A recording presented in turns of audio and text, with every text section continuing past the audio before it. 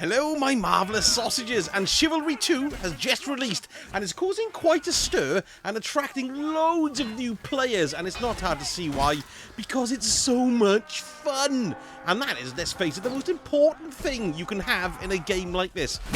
Now, I've been playing since the beta, so I'm a noob as well, but these are some of the best tips I've picked up so you don't end up getting your armpits cut off by somebody screaming at you in a sarcastic manner.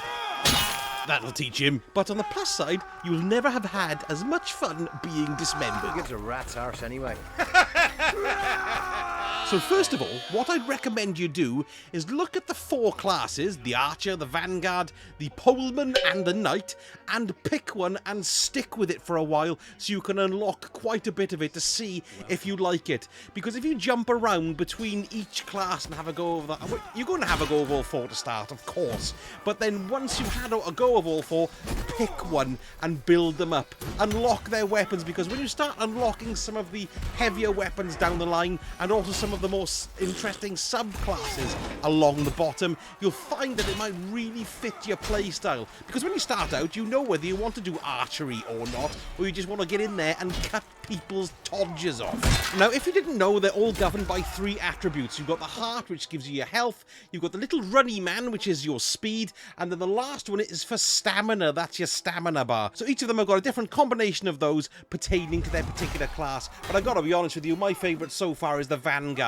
They're brilliant, and I've really started to fall in love with axes. Who'd have thought it? So I've been using some of the heavier axes and learning that particular playstyle. Because you're going to find you play differently with swords than you do to bows and arrows, than you do to axes, short swords, massive broadswords. Just follow your bleeding heart. Now, after you've picked your class, the most important thing you can do after that is learn the swearing. Which tits? Yes, that's right. Make sure you get into that emote wheel. Bloody half prick. And know which one you want to pick so you can whip out a quip in an amusing situation. Bitch stick. I've been really enjoying the Vanguard swearing. Horse shite. So I just love the swearing. Go on, get involved. Mother's conny crust. Embrace the medieval role play. Piss bugger. Avoid rushing in. This will kill you immediately. Because if you show somebody your back in Chivalry 2, they're going to stick a massive axe in it and slam your spine out of your bum hole. So you don't want to do that. Make sure if you see a group in front of you, don't just run straight in screaming like I do enjoy doing, but trust me, don't do it. Look at who's being attacked, level them up, see who's going to be smashed in the head, who's looking injured, and then pick them off from the periphery. Use your brains or they'll just be smashed out. When you get knocked down, punch people immediately as much as you can, because then if you do kill a couple of people, you'll see your bar fill up in the middle, and then you can press a button to stand back up again and get back in the fight. Bite their ankles if you have to, or their swinging low things. Try and keep your opponent in front of you as much as possible. If you see 2 people having a lip chopping session, attack one of them from the rear, like a coward, but you'll chop them down, and then the other guy is weakened, and then pile in for the kill. But don't ever pile into the centre like Errol Flynn on speed, because you'll just be blended. Now, if you can avoid it, like I said before, don't show anyone your back. But if you can try and circle around to stab them in the back, then why not try it? Try dashing. That helps too. Don't split your attention. That is deadly. Now, we all know archers are cowardly dogs who shoot you from the rear. But something you may not know is, just by carrying a shield, you will passively deflect any arrows shot at you. Although not the ballistas, they'll just pile through you and pin you to the ground. But that's a handy little tip. Carrying a shield will be an umbrella for the bloody arrows. Now, when you do find yourself in a battle, timing and the initiative are everything. Once you play for a little while, you'll notice that you start to get a rhythm, or each fight gets a rhythm.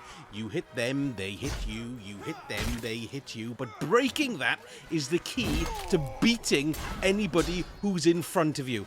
Now, this mechanic, which is called initiative, it's the key to the whole game, to be perfectly honest, and it's just like a timing advantage, and what you want to do is gain the initiative.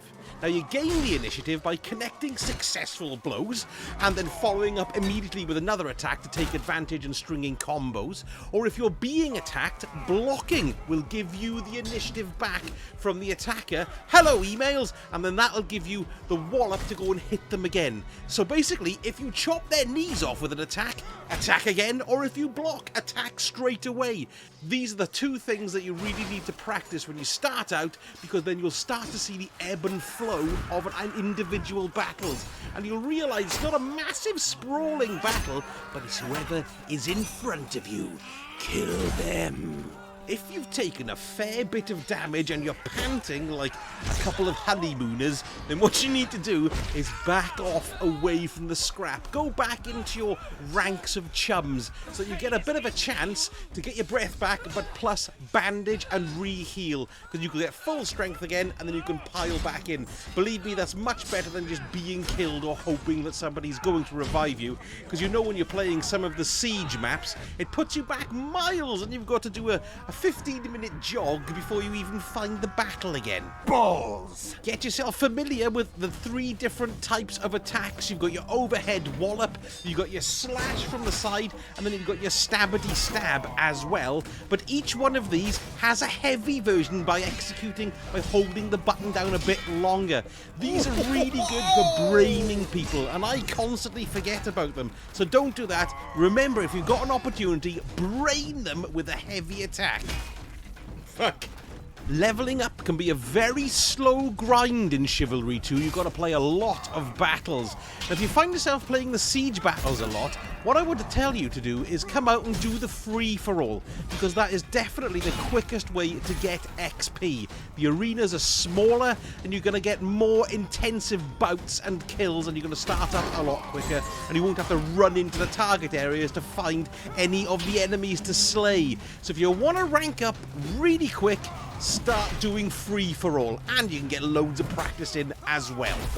Dragging is incredibly important. Now, that's not dragging people along the ground.